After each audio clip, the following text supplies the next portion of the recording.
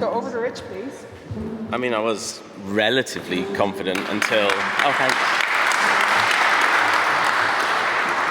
Yeah, I was relatively all right until I realized 2 minutes into Chelsea's talk that I've got to follow that. So yeah, I'm going to transport us through to happy hour, and I'm going to do it with mental health. So, it's very dramatically named how I nearly wiped out a small village. And I'm going to get straight into how I did that. So, this is me. More specifically, that is me. That very precarious-looking wall protecting a village from water. It's not actually me. It's a metaphor. But it is me around 8-9 years ago when I was a co-founder of another agency, not the current agency. And I was under a lot of pressure. We'd got to 54 people. We dealt in community management, so basically glorified call center, but for social media, just as businesses and big brands with multi-units were trying to work out social media. So if you had a shitty Wagamama's, you went onto Facebook to moan about it. It was us in North Devon, obviously, that would be responding to you and trying to turn you around and bounce you back and things. So we were 9 till 9, 7 days a week. Like, out of hours still happened, but they were our hours. And what I thought I was doing was, as a show of strength, I wasn't letting any of that pressure out. I was putting on a brave face, and so didn't want to impact the team, and that was my stupid man way of handling stress and pressure. But what happened is that stress built and built and built and built and built, and eventually, predictably, I breached. So I ended up very physically unwell. I was diagnosed with type 2 diabetes, which is obviously the type of diabetes when you just don't take care of yourself and you feed yourself with energy drinks and shit and don't do anything about exercising or burning it off. But more importantly, that was very tangible, so that was easy because I was able to go to someone and say, yeah, you're fucked, this is how you can reverse it. But mentally, I was even worse, like literally got towards the place that you hope no one gets to. And so how that sort of manifested was short temper, so I was snapping at everybody. I was irritable, like the tiniest little things would just completely spin me out. And from a business point of view, crucially, was making terrible decisions, or in some instances, no decisions. Now, the village was the 54 people that worked for me, because obviously the responsibility wasn't just for the roof over my head, but for the roofs over their hoods and their livelihoods and things. I'm happy to say that the business did survive my breakdown. I eventually exited because, not for financial reasons, but just for health reasons and things, which took a long time, and horrible ex-business partner, but that might be the next talk. So I suppose backtracking a little bit, because there's at least 6 of you that know who I am, but lots of people that won't. Who the hell am I? Well, that did say who the fuck am I, but then I thought I'd tone it down when I saw the setting. Yeah, sorry. So first and foremost, I'm a family man. I'm a dad. I'm a stepdad. This is us in California earlier this year. That's my 2 boys, Kit and Josh, my fiancée Claire, and my stepdaughter Isla.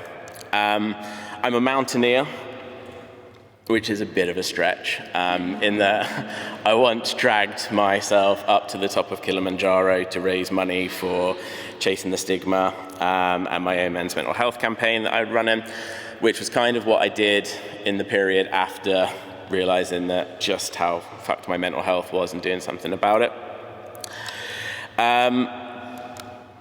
More recently, so the last 3 years, I'm the founder of an agency called Get Better.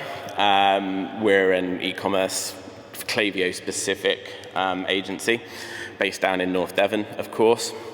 We're award-winning, I chose, though, to display our North Devon Best Digital Award. So that's Woody from Toy Story presenting us with it. We beat off Kathy's Websites and JFJ Wood Flooring to win that award last year, which I'm very, very proud of. Essentially, though, I'm here as an agency owner, and I've been lucky enough to do this talk. I did it in Athens at the start of the year. I've done it at some other good events. And never, though, have I had a room so appropriate to it, because there's a lot of agency owners in here. There's a lot of partner managers who I think are under equal pressure, and people in business development and sales. And so I suppose today I'm identifying as an agency owner for that purpose. And as an agency owner, there's a lot of stress and shit. So deadlines, brief changes, unclear comms, brand, unrealistic expectations, ignoring advice, late payment, no payment. And what I kind of realized is someone had used the dam metaphor for me. That wasn't my own a while ago. And so it's me. As a human, like, we need water. We're 60, 70%, someone will know the actual stat, made up of water. And so I was thinking about me as a dam and water as the metaphor. And so what I realized is that, a bit like we need water to survive as humans, as agencies, we kind of thrive under that pressure. Like, we're not in this game because it's simple or it's straightforward. We're in it because of that thrill of that pressure and that sort of deadline and that job that we want to get out the door and things. And so what I thought I would do is, this was the original title, it's not as catchy, and you have to know that there are 1,500 water systems in the UK to really understand the metaphor. I did actually mean to move it out. But where I was a dam, which is that one way of handling stress, there are other ways. So I'm going to present the 4 ways. And the dam is, as I've explained, you bottle things up. So generally, you know, you can absorb or hold back quite a lot of stress and pressure, but you don't tend to release that pressure. You just tend to let it boil up and boil up and boil up. And obviously with a dam, because the build-up is so big and the dams are such big structures, the consequences when a dam bursts are catastrophic, as mine very nearly were. For the other 3, there's been mentions of props. And Rachel said, if you're doing the closing keynote, we're going into happy hour, this can't be fucking morbid, I think were the exact words. And so I try to bring a little bit of humor. And so I could do with a glamorous volunteer of some sort. So if there are any volunteers, brilliant. Okay, right, come and join me. And bear with me, but if you could you take your shoes off? Sure. Thanks. I think I have a pedicure. You what? No. This is fine, honestly. Now, I had to do a little bit of a risk assessment yesterday for this, and so, believe it or not, I bought all of this from Devon. I had to pay for a bag on Ryanair. So what I'm going to ask you to do, Sarah? Okay. You can put the safety goggles on. And the safety gloves, and then just position yourself in the paddling pool. It's gonna be wet though, we're gonna have work. Not really wet. And I've got some, I mean, you're not wearing socks, but I have got some socks for you as a little treat. So, I was a dam, and there are, though, other forms of handling the flow of water. And so what I've done is I do like to extend a metaphor for anyone that knows me. Are we nearly there? Okay. Yeah, cool. Right, so if you can hold this.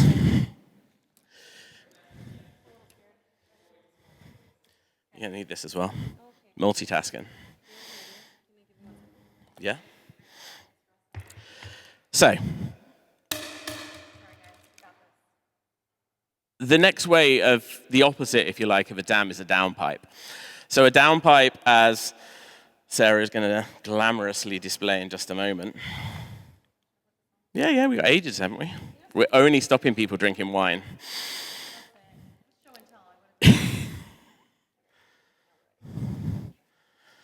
So as Sarah's going to display now, as she pours a little bit of water into the top of this downpipe, it's just going to go straight through. There is no control or handling of the flow of this water. Wonderful. That was brilliant. Just hold it there. Yeah. Yeah. So the downpipe as a person will be that person that wears their heart on their sleeve. They shoot from the hip. Basically that person that has no filter. If they're having a bad day, every fucker knows about it, okay? So there will be nodding heads and there'll be some self-awareness, I'm sure, and things. It's not a bad way to live, but it can impact those around you. So the other way is, I'm just gonna go and get it, I'll take that away from you, is you can be a sponge. So a sponge can absorb, which Sarah will show us really delicately now. The sponge can absorb a certain amount of shit, or water in this instance. So we pour into there is nothing falling through, okay? If you continue though to just pour water onto that sponge, and you don't wring it out, it essentially just becomes a downpipe. And so the sponge can absorb pressure, can absolutely be someone that doesn't impact those around them, but as long as they've got a bucket to wring out to. So if you wring out that sponge now into the paddling pool, and then we try and pour some water on it again, it can go again. It can start the next day. What I did though, is I stopped wringing out into any buckets, in that I stopped doing all the things that brought me joy. I didn't see my kids enough. I didn't play drums anymore. I didn't go and do five-a-side football. I basically put off all the things that used to bring me joy because I felt, no, I've got to get this work done, or I've got to stay late, or I've got to do these things. So essentially then, a sponge just does become a downpipe. That was so well done. Nathan did it for me last time I did this talk, and it was fucking awful. Oh. I did promise some socks. You can choose, actually, because I appreciate your feet will be a little bit damp now. I've got Klaviyo or MailChimp. Okay, wise decision. Big round of applause for Sarah. Thank you very much.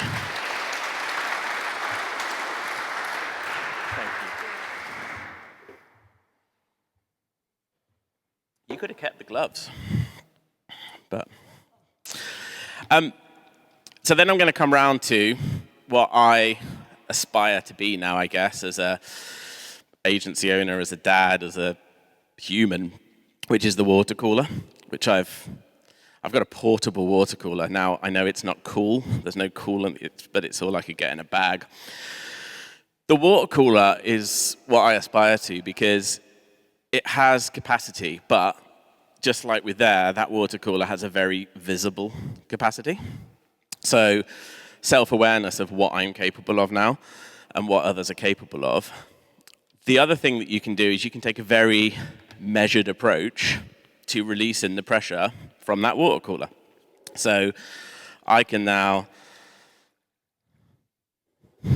release some of the capacity in that water cooler, which means now I could pour a little bit more into the top. So kind of the sponge-like traits. The other thing I like about the water cooler is other people can come and take pressure off that. So the water cooler moments in the office where you actually tend to go and offload and unload with like your teammates and things, actually other people can come and they can see my capacity and they can take little bits of pressure off me as well. We have a wonderful thing in our agency that started when we were at 4 people. And the 4 of us, 2 young lads and 2 older lads, we weren't very diverse in any way, shape, or form at that point, we're all burning out. But we were all lads, so none of us were talking about it. And we didn't want to burden the others around us. And so we all found that actually we were all just struggling. So we started having a weekly meet. And we do that weekly meet every single Monday now. And it's just 5-10 seconds to explain how you're doing and where you're up to in a number. So your team, like the design team, can sort of hear that one of their team is at an 8.5 because they might have some time off next week or they're struggling. The other 2 are at a 7. So can we then go and spread a little bit of the load? Can they take a little bit of the pressure off? Obviously, that can still boil over. If I just continually poured water in, which I've been warned not to do because there's some quite expensive equipment around, that would essentially boil over. So you have got to be taking the pressure off. So what? The personalities are interchangeable and vary from day to day. I've spoken to a couple of people today and a couple of people yesterday and things, and I don't know if I'm turning into like a method speaker, but I've actually burnt out this week. I've had a horrendous week, like month, 6 weeks of travel. A victim of saying yes to too many things, business is going well, fucking high-achieving kids, a high-achieving fiance as well. We had to go up to Alexandra Stadium so she could parade her gold medals that she won as an international triple jumper last week, which meant driving to Birmingham and back in a day. Yeah, well done, Claire. Woo! So then I left home at 3 o'clock yesterday morning to come up here, and I'm so glad I did. It's been so fantastic. And was feeling like, you know what, I think I'm on some different medication, and the dosage has gone up. And then I had a power nap yesterday. I came out, had a couple of pints of Guinness, thoroughly enjoyed the honky-tonk man there doing his thing, and then got back to my hotel room and was just violently ill for an hour and felt loads better for it. But I think essentially just got to burn out. And I've definitely not been my normal self. I mean, I'm crippled with imposter syndrome, so I'm not the best networker. I will assume that nobody wants to talk to me and things. I've turned it into a superpower. It's what makes me fucking good at what I do. So again, another talk next year. But it's important to know that these things do vary from day to day. Like if any of you are sat there thinking, oh, well, I'm definitely that, or I'm definitely the other. Actually, on any given day, I'm any one of those. I think the other thing I want to say is as well is as important it is to be aware of yourself, it's also really important to be aware of others. So if you can sort of understand the people that you've got in your teams or the way that they maybe release pressure and stuff, and just make sure they continue to do that. And I think I worry way more about the people that are saying they're fine. Top tip when you're doing like reviews, like whether it's official review, like 3-monther or just a quick catch up and things, is how are you? How are you really? And that second question catches people off guard, because I guarantee how are you generally ends, especially with us blokes, of like, yeah, I'm good, how are you? How are you really is like, ooh. And it turns it into the real question that you're trying to ask. So that's it. I mean, 4:01, so close. There are other options available, of course. I believe you can actually get wine coolers, so if all else fails. But yeah, that's my message, really. Stay dry.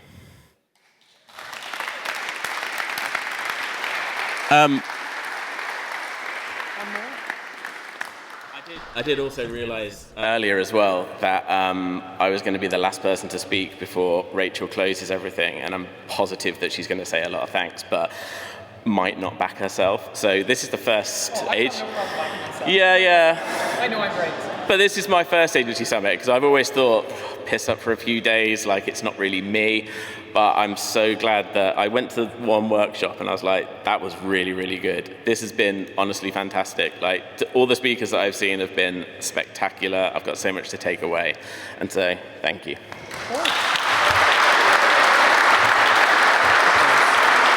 MailChimp socks.